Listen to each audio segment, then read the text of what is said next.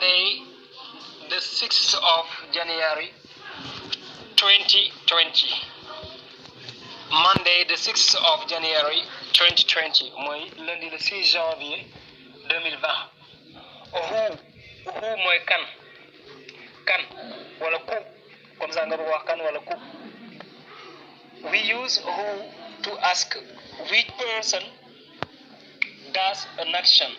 mooy dañ utiliser who pour laaj maanaam kan mooy def maanaam benn mbir daal wala kan daal dañu mel ne Sénégal kan rek ku def nanga be seete wala kan. Examples: who made the birthday cake? Birthday cake mooy gâteau d'anniversaire. Who made the birthday cake? Kan moo defar gâteau anniversaire bi. Who gave you this telephone? mooy kan moo la jox téléphone bi. Who is talking in the room? Kan mooy wax ci néeg bi.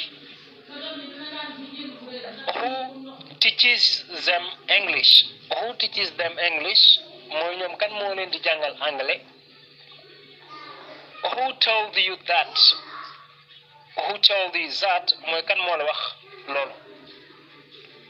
voilà donc loolu mooy who.